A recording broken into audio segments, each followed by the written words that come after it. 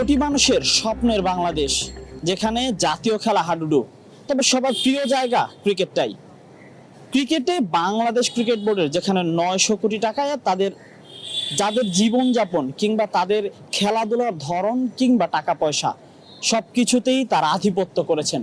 তবে দিনকে দিন দিন বদলাচ্ছে, সেই জায়গায় নতুনত্বের ছোঁয়া লাগছে ফুটবলেও।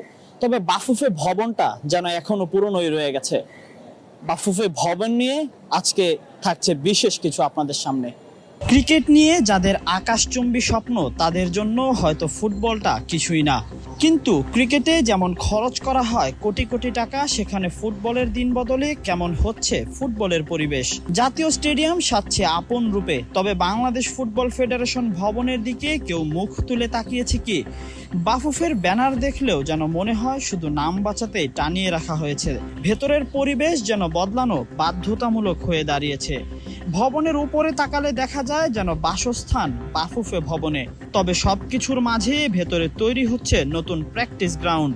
সামনে হয়তো বাফুফের উদ্যোগে ভবনের রংও পরিবর্তন হবে। তার জন্য এই বাফুফে ভবন থেকেই নিতে হবে প্রথম পদক্ষেপ, যাতে ফুটবলের এই ঠিকানা সাজে নতুন সাজে, পরিবেশ যাতে হয় মন জুড়ানোর মতো। ফুটবলের এই প্রত্যাবর্তনে বাফুফে ভবনে লাগুক নতুনত্বের ছোঁয়া, এমনটাই প্রত্যাশা বাংলাদেশের প্রত্যেকটা ক্রীড়াপ্রেমীর। বাংলাদেশ ফুটবল ফেডারেশন থেকে আমি তাহসির আহমেদ, বিডি আর্কাইভ, ঢাকা।